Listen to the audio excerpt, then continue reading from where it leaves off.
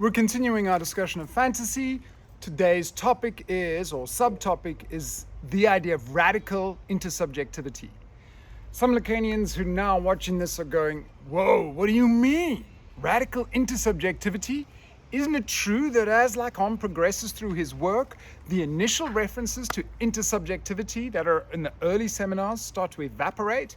And you could say this is true because initially Lacan is borrowing some of the vocabulary of something like phenomenology, but increasingly as the Lacanian discourse, so to speak, is more and more refined, those terms of reference fall away because it's not about simply the imaginary interactions with other people, it's much more about signifiers. So yes, Lacanian friends, colleagues, you are quite right. But this is one moment, I think, and Zizek makes the point as well, that we are fully allowed to make reference to the notion of intersubjectivity when we're trying to understand fantasy. So we're going to introduce just two basic points today. They're not that basic, but two ideas that we'll elaborate on. Just before we do that, though, I want to introduce an idea that links back to something that we've said before. I think for many of us in the overview of psychoanalysis, even when you know this stuff quite well, there's some ideas that are a little bit evasive. You read them, you see the text, you understand it, but it seems to evaporate somewhat, which probably tells us as much about our own defenses as about the theory. But here's one of those examples for me. In all of this discussion of how fantasy is the way that we get located within sexuality and within reference to jouissance, we've been okay. But you can develop that point. It's not just in Lacanian theory that the fantasy gives us a location. And I did try and make this point earlier. I said it makes us, with regard to fantasy, we know what is the warm, alluring, erotic thing, okay? But it's not just a navigation device, you could say. What it also seems to imply then, and I think this is also where we start to approach the Lacanian notion of the fundamental fantasy, is that each individual has to have found a way with reference to sexuality, but that also then suggests that there could be a scene, or in Zizek's terminology, each individual has a factor, something which has an image, a scenario, which has a very powerful bearing on their sexuality. So he gives us this example. He says, the Freudian point, this is now from The Plague of Fantasies, the chapter on the 7 veils of fantasy, and I'm going to read it to you because every time I try and formulate it, the point melts away because I don't want to admit it. But this is what he says. The Freudian point regarding fundamental fantasy would be that each subject, female or male, possesses their own, as it were, factor. He's a bit evasive of why he uses that term, but which regulates his or her desire. A woman viewed from behind on her hands and knees was the wolfman's. And then he gives a couple of examples. And it's almost as if that there is a scene, a phantasmatic arrangement, a scene which is, let's just say, pushes your button, okay? Your buttons. That is somehow, in actual fact, radically desubjectivizing. Because Zizek continues, there's nothing uplifting about our awareness of this factor. Such an awareness can never be subjectivized. It's the stuff of the fundamental fantasy. When we spoke earlier about that element of fantasy that isn't accessible, this would be it. There's nothing uplifting about our awareness of this factor. Such an awareness can never be subjectivized. It is uncanny. It somehow dispossesses the subject, reducing him or her to a puppet-like level beyond dignity and freedom. So now you understand why I'm kind of not so comfortable about this point. But let's just say one further point about that. Sex and the City, you may have heard of it.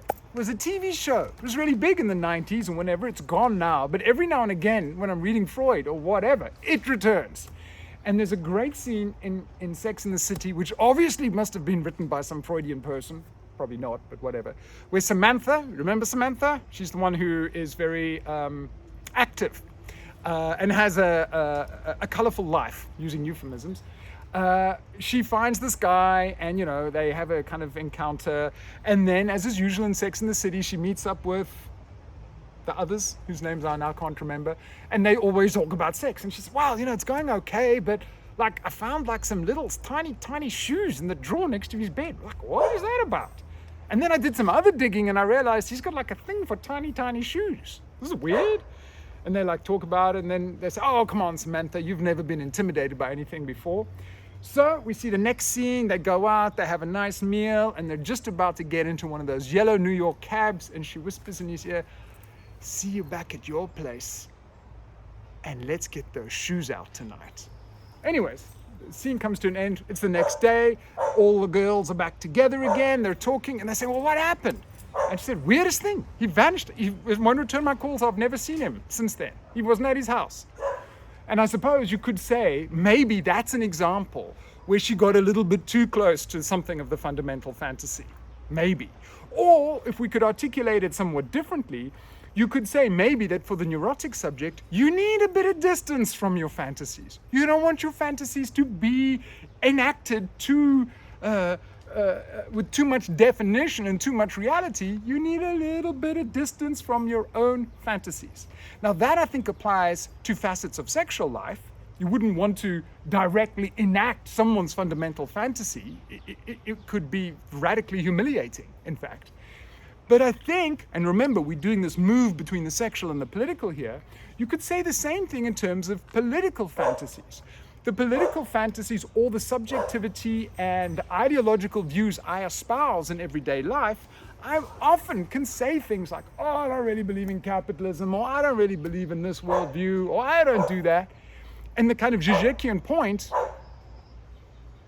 sorry about that, the Zizekian point, which is also a kind of Freudian point, is sometimes the best way to live alongside the fantasies which you don't fully want to admit is to be able to give yourself a minimal striking distance, like I don't believe in that, or that's not quite me.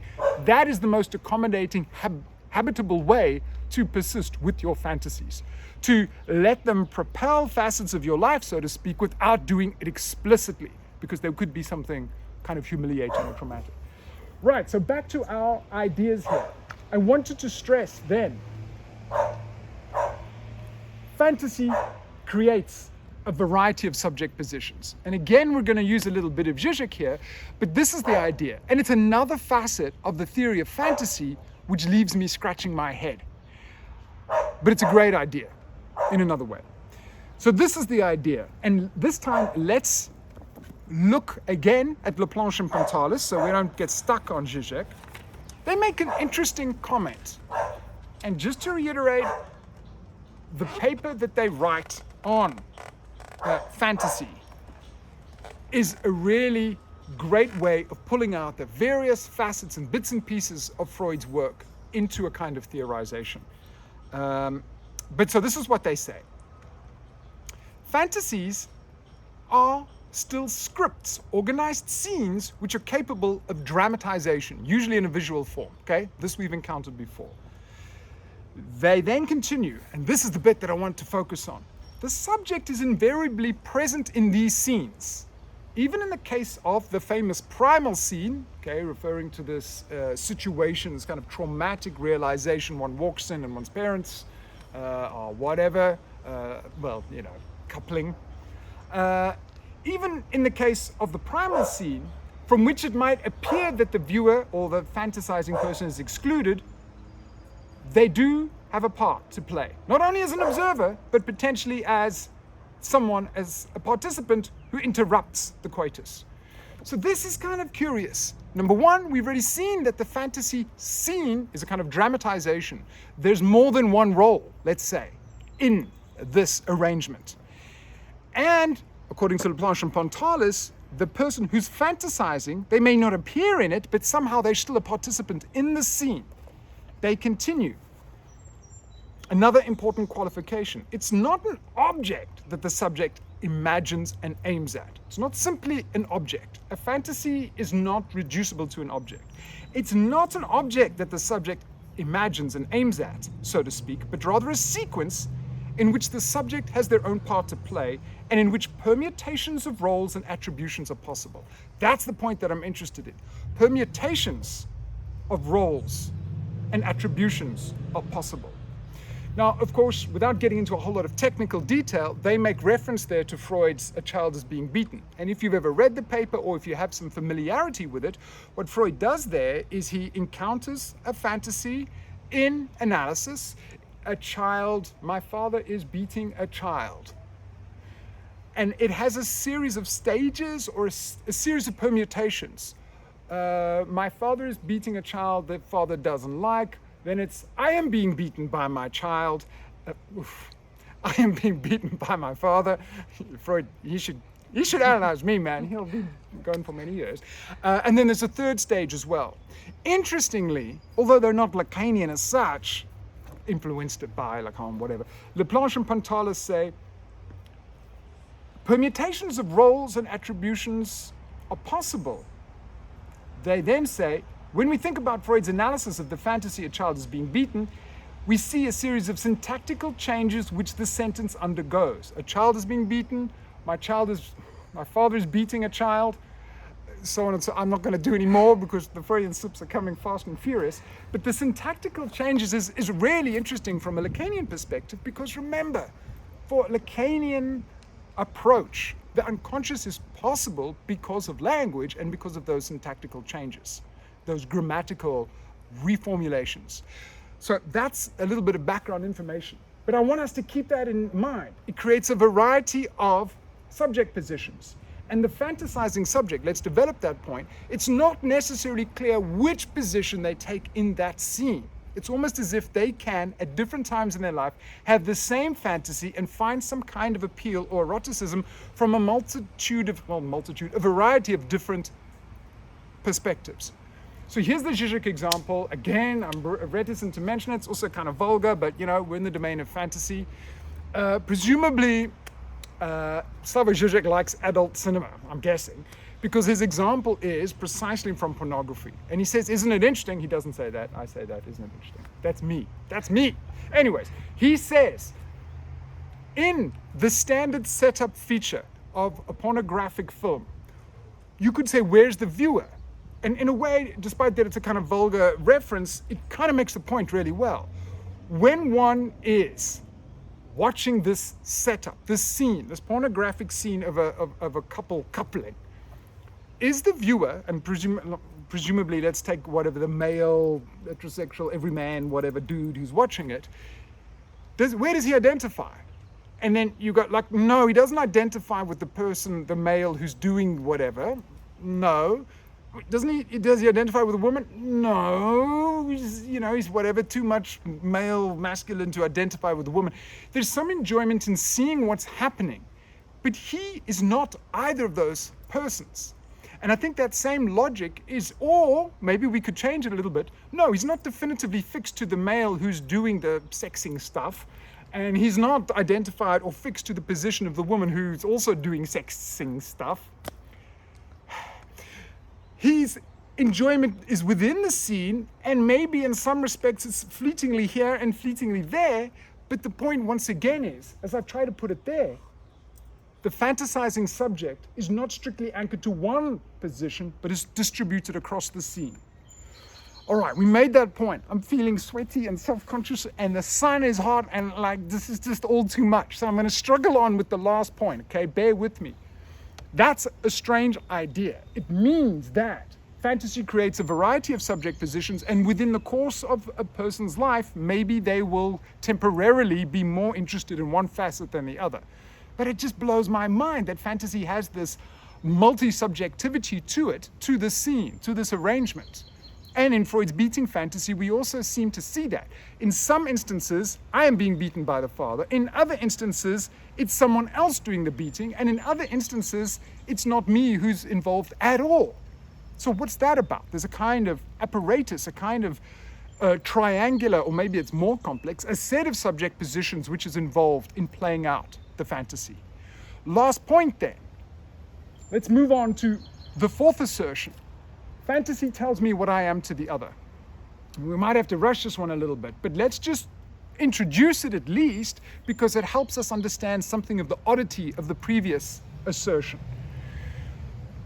The Lacanian notion of fantasy will say quite clearly, when I wish for and want a slice of strawberry cake.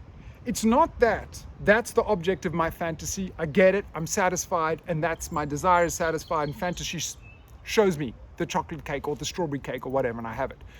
Fantasy is not about simply what I want. It does give me, it schools me, it gives me the frame of reference to answer that question. But most fundamentally, the most fundamental question driving fantasy is not what do I want, but what does the other want of me and what might make me valuable or lovable to the other, presumably to the big other. So the example, and it's really useful, pedagogically instructive example that Zizek uses. He says there's this moment in Freud when Freud described how his little daughter is voraciously, happily eating a piece of strawberry cake and her parents are watching her, and she's kind of enjoying the fact that they are seeing her voraciously eating this and having her desire satisfied. The point then, says Zizek, it's not that fantasy can be reduced to this is the object of my desire, I wish for it, that's my fantasy, I get it. Rather, fantasy is about what about me that I might do would incur the desire of other people. And so what is phantasmatic there is that the fantasy gives you the coordinates of your identity that can make you appealing to the desire of the other. And of course, at this point, you're hearing a vague ringing noise in your ear. Oh yeah, I remember all that stuff. Desire is always the desire of the other. There's a kind of more triangular sensibility here that the little daughter, in wanting the cake, wants it in order so that she has a position that is loved by, desired by the big others or the others around her. That's what fantasy does. And let's just say then, by way of conclusion, we've asked the question a number of times. Is it why the other scene? Is that about visuality? Is it about the tableau? Is it about the scenario? Yeah, it does seem to be, but when we get to Lacanian psychoanalysis, you could say that the other scene is also a location, or put differently, it's a symbolic location. Fantasy gives me the location, an identity within the symbolic of what is desirable about me that others will thus find desirable. So fundamentally, Zizek makes the point very nicely, most fundamentally, a fantasy is about how to situate myself within the social world and in terms of the desires of others. Let's continue that within the next talk.